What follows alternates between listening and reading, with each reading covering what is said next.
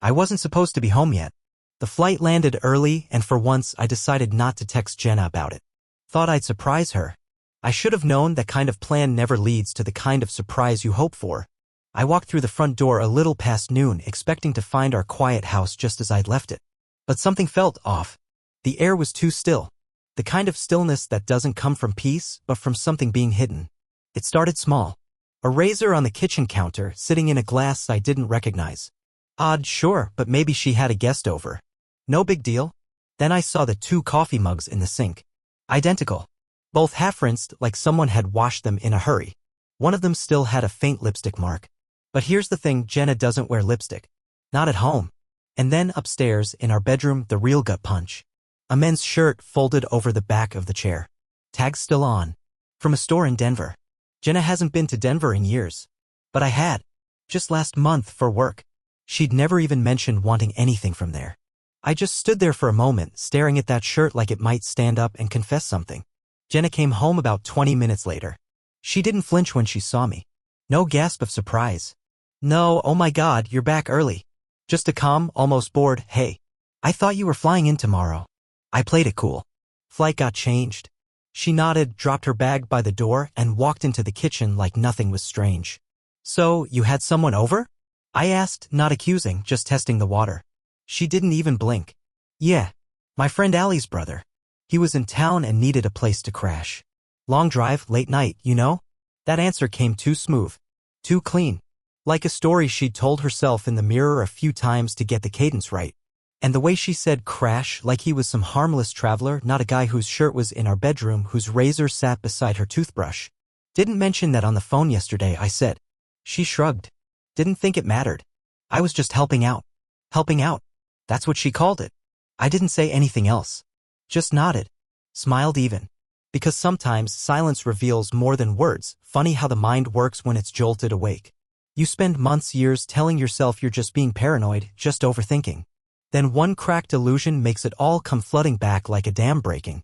After that shirt in the bedroom, after the 2 coffee mugs, the razor. I couldn't unsee anything. I started replaying everything in my head. Things I brushed off, convinced myself were harmless. But now they lit up in my memory like flashing neon signs. Like how Jenna started taking her phone into the bathroom. Always on silent. No more leaving it on the nightstand or the kitchen counter. It was always with her. I joked once that it was like her second limb. She just smiled and said, you never know when you'll get an important message. Or how she stopped showing me her laptop screen. She used to work on the couch next to me, open tabs of Pinterest and news articles. Then, one day, she started sitting at the kitchen island instead, angled just right so I couldn't see anything from the living room. And those early morning yoga sessions. They started 3 months ago. At first, I was impressed. Good for you, I said. Wish I had the discipline to get up at 6. She'd smile, kiss me on the cheek, and head out in those new leggings she'd bought herself. Said the sessions gave her energy. And yeah, she looked different afterward. Radiant. Like someone who had just come back from a weekend getaway, not an hour of downward dogs. But I didn't question it. Because who questions glow? I remembered the restaurant receipt I found in her glove compartment one afternoon. I was cleaning out her car because she said she didn't have time before her trip to visit her sister. The receipt was from a place called Verona's, a boutique Italian restaurant in the city with no takeout options and no kids menu. Just Camelot booths and prefix tasting menus. I had never been there with her. In fact, I'd never even heard of it until that moment. The bill was for 2 entrees, 2 glasses of wine, and dessert. The total was a little over $100. I held onto it for a while, folded neatly in my wallet like it was evidence in a trial I wasn't ready to prosecute. When I asked her about it, she said she took Allie out for her birthday. Girls' night, she called it. I believed her. Or maybe I chose to. Then there was the cologne. Not mine. Not even close. I smelled it on one of her scarves when I hugged her goodbye one morning. A warm, woodsy scent, spicy, expensive, unfamiliar. I paused, sniffed again, but she pulled away too quickly.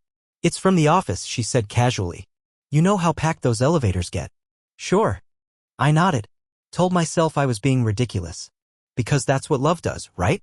It teaches you to doubt your instincts. It teaches you that being loyal means ignoring the knots in your stomach. Jenna had changed her hair, too. Nothing dramatic. Just subtle shifts, new shampoo, silky a texture, the way she started curling it just slightly at the ends.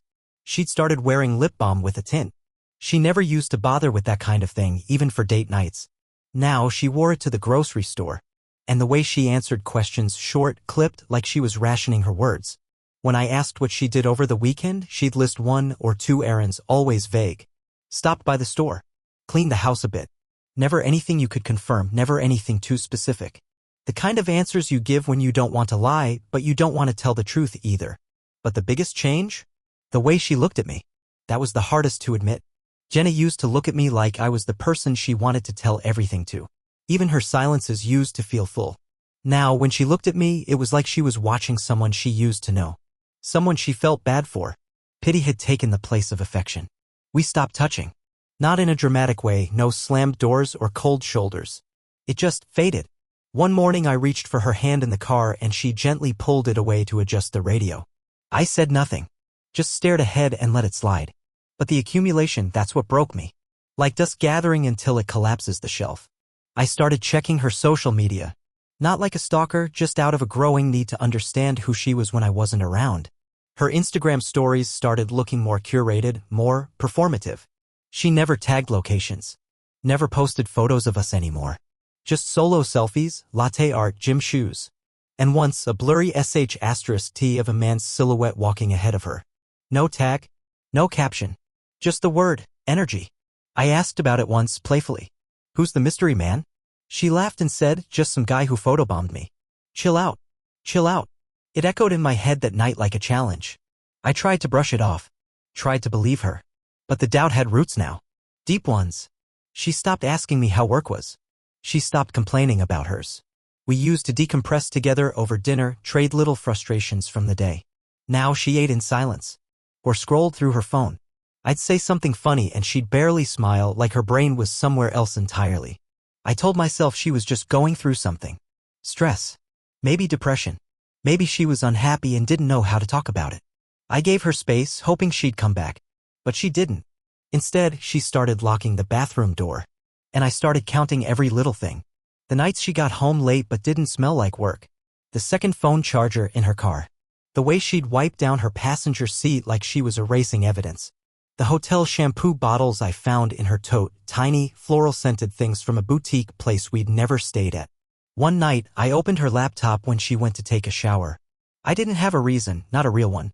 Just a feeling. She'd left it unlocked. There was nothing obvious. No emails. No photos. But she had a folder on her desktop titled Yoga Schedule. Inside were PDFs from a fitness studio 2 towns over, a place 25 miles from our house. And according to her calendar, she went there 3 times a week. I searched the address. The studio shared a building with a private gym. And next to it? A wellness center with rooms for massage therapy, recovery sessions, and of course, discreet relaxation spaces. I stared at the screen for a long time. That was the night I stopped pretending. The love I had for Jenna hadn't disappeared. It was still there, buried under all the doubt and confusion. But something else had surfaced, something colder. The desire to know the truth. Not to accuse. Not to yell. Just to know.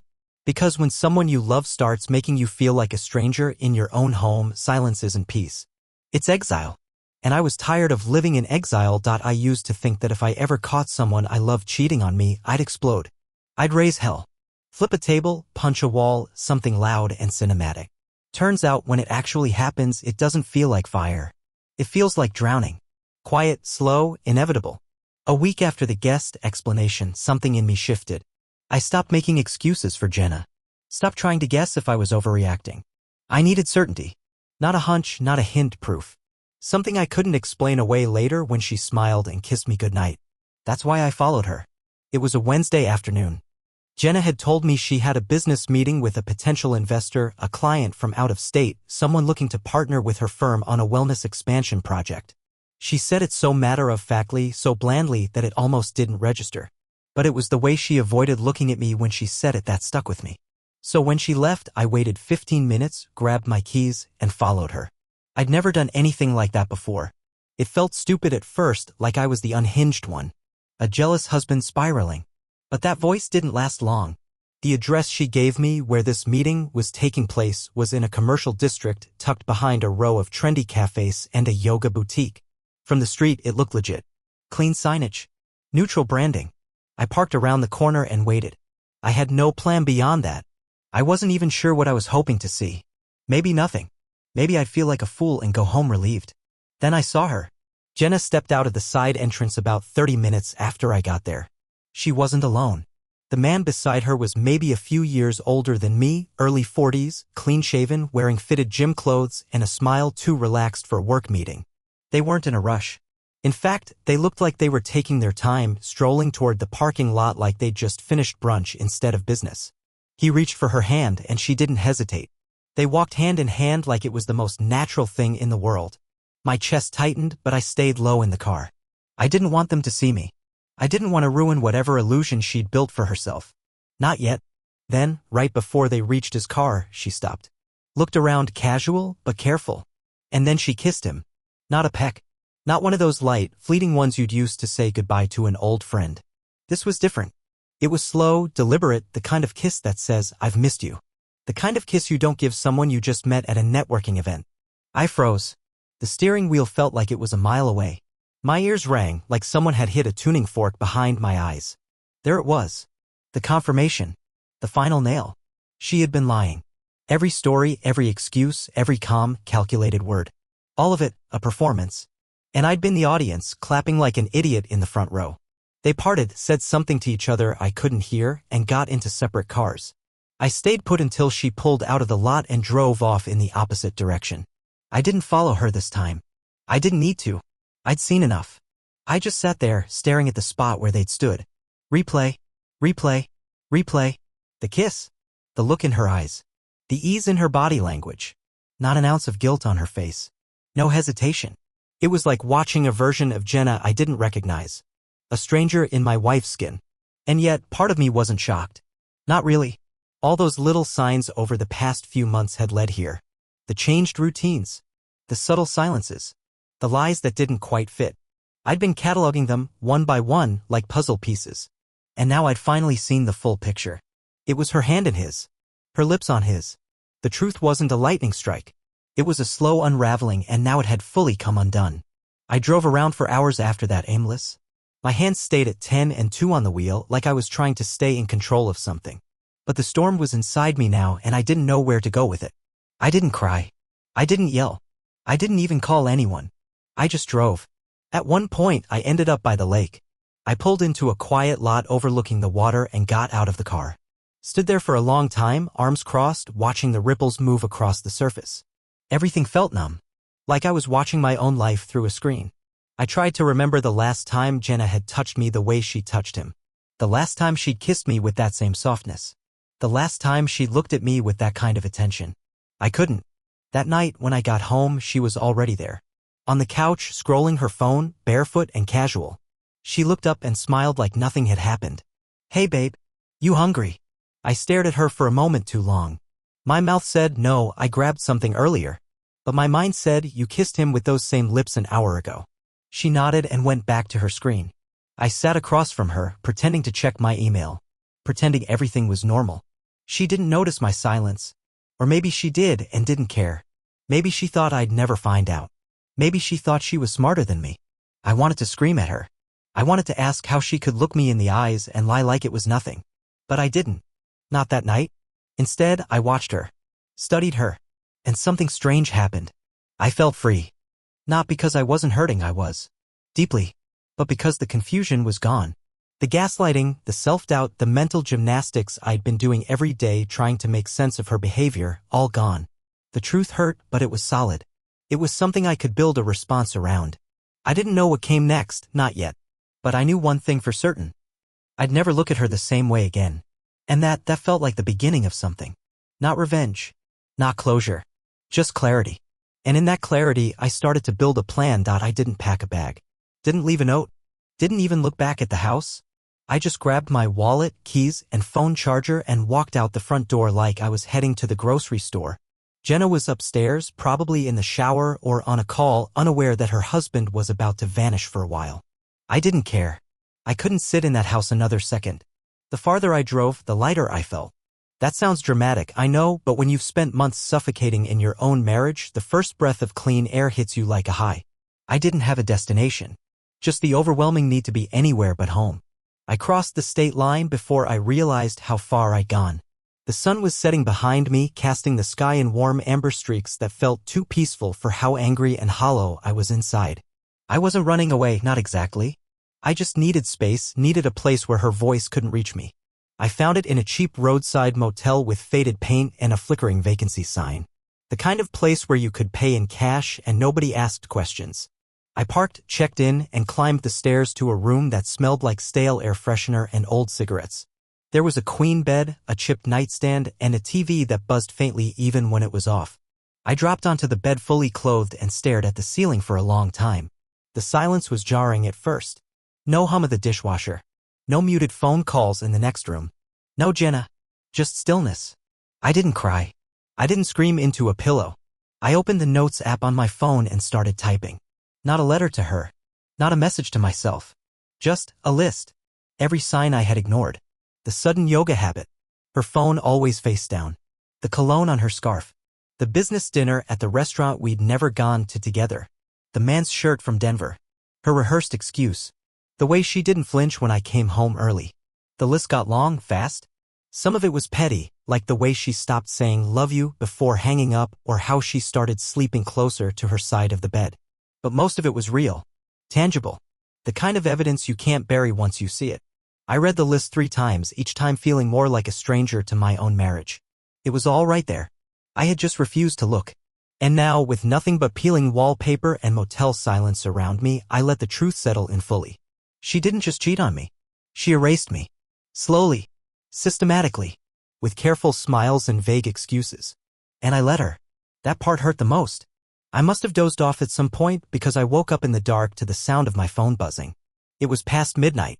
Her name lit up the screen. I let it ring. Then another call. A text followed. Mark, where are you? I'm worried. Worried. The gall of it made me laugh. A bitter, hollow sound in the silence. I turned the phone off and dropped it onto the nightstand. I didn't want to hear her voice. Didn't want to hear her lie again. Or worse, try to soften the edges of the truth like she was doing me a favor by being half honest. I lay there in the dark, staring at the faint glow of the digital clock and let the silence hold me. No expectations. No roles to play. Just me and the reality of where I stood. This wasn't home. But it felt more like home than the house I'd left behind. The next morning, I woke up disoriented. For a split second, I forgot where I was. Then I saw the popcorn ceiling and the yellowed curtains, and it all came back. I showered with a bar of soap wrapped in paper and a towel that felt like sandpaper. Still, it felt better than anything I'd done in weeks. I looked at myself in the mirror, eyes bludge *T, beard overgrown, a deep crease between my brows that hadn't been there a year ago. I looked like a man who had lost something. And maybe I had. But I wasn't sure it was Jenna. Maybe I'd lost the illusion of who she was. Of who we were. And maybe that was a necessary loss. I spent the next couple of days drifting. Different motel. Different town.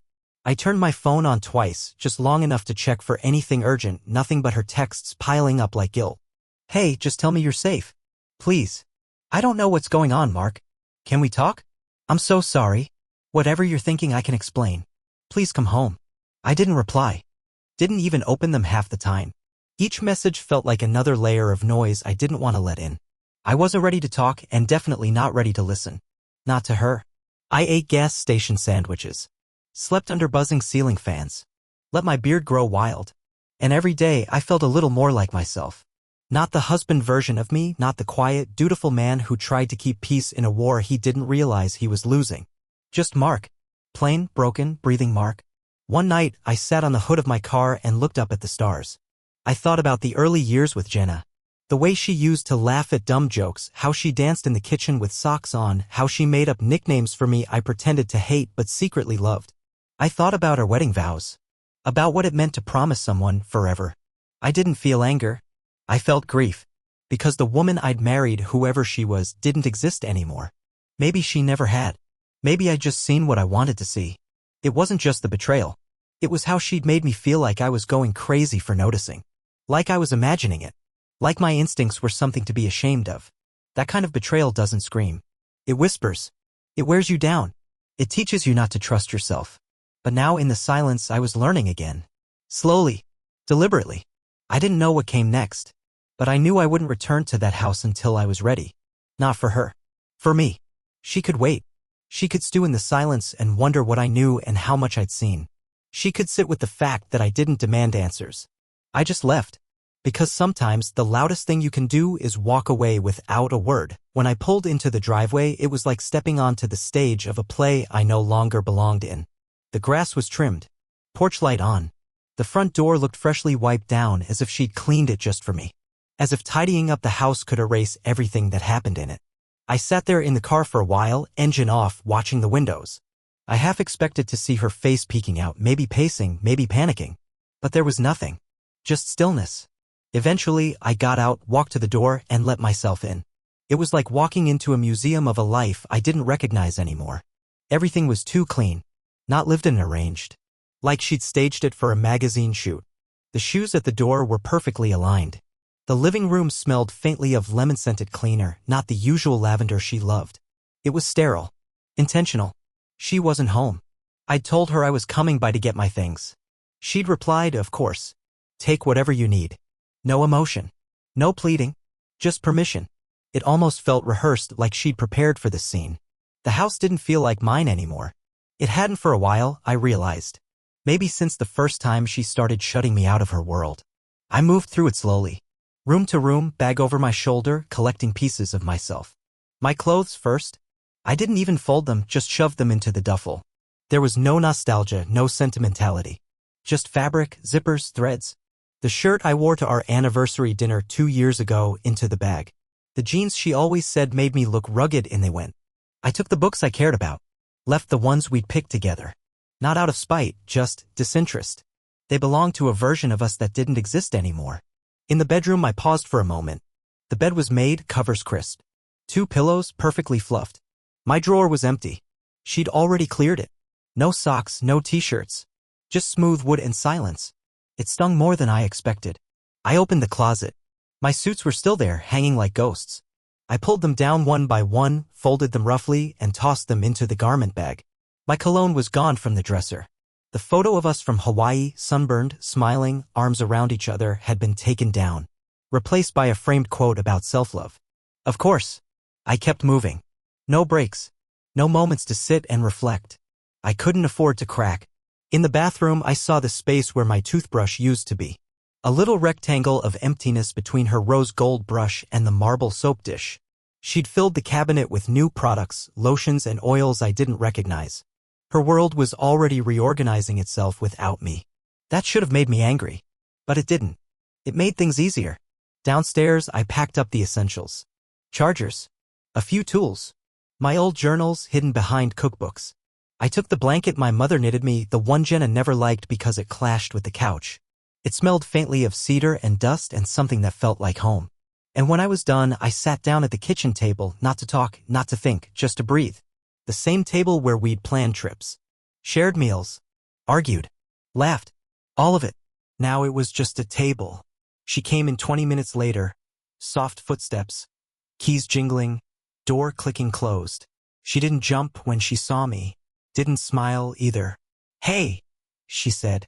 I nodded. We stood there in silence. The air was heavy but calm.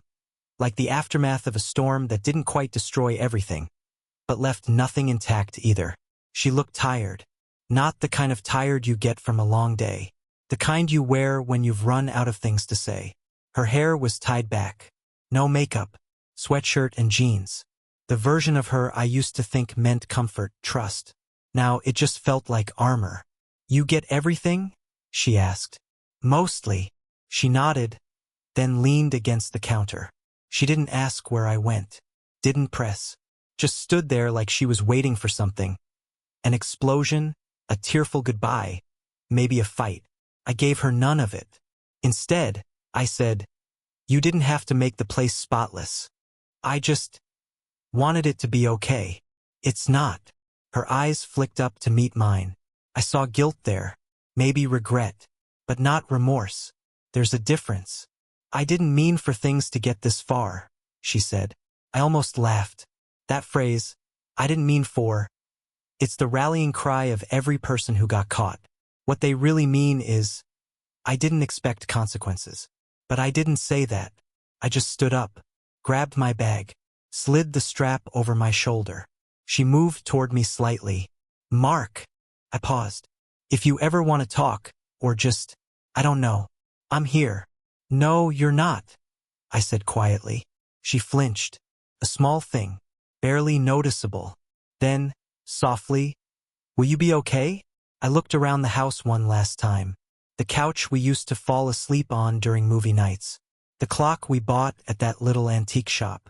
The stain on the rug from the wine bottle that slipped out of her hand during New Year's. I remembered it all, and I felt nothing. Eventually, I said. She nodded like she understood. But I don't think she did. I walked out without another word. Didn't slam the door. Didn't leave a note. Just turned the knob, stepped outside, and shut it behind me with the gentleness of someone placing down the last piece of a puzzle they never wanted to solve. The air hit me like a release. Not warm, not cold, just honest, real. I got in the car, started the engine, and sat there for a beat. She didn't come to the window, didn't chase after me, just let me go. Good. This wasn't a goodbye that needed drama. It didn't deserve a soundtrack or a slow fade to black. It needed distance and silence. I pulled away from the curb, tires crunching softly against the asphalt. I didn't check the mirrors, didn't glance back. Everything worth seeing was ahead of me now. I didn't feel triumphant, but I felt steady. And after everything, after the lies, the doubt, the hollow explanations, that was more than enough. When I came back for the last of my boxes, the house felt emptier, colder. She wasn't there, but on the kitchen table was an envelope with my name, written in her handwriting, careful and small. I hesitated before opening it. Inside was her confession. Not dramatic, not begging. Just honest. She admitted it wasn't a one-time mistake. Said it was a slow fall, a hunger to feel something new. That he made her feel alive in a way she hadn't in years. She never meant to hurt me, she wrote, but by the time she realized what she'd risked, it was already broken. No apologies. No request for another chance. Just truth. Clean, cold, and final. And weirdly, I appreciated it. I rented a place across town. Small, quiet, mine. I changed my number. Removed her from social media. The silence wasn't lonely, it was healing. She reached out, of course. Messages, emails, voicemails that shifted from regret to desperation. But I never responded. I didn't block her. I just ignored her. Her voice no longer belonged in my life. I went back to old routines. Got a gym membership. Ate better. Called friends I hadn't spoken to in months. Bit by bit, the old version of me faded. Replaced by someone I hadn't met in a long time, me, untouched by her shadow. Not bitter, not victorious, just free.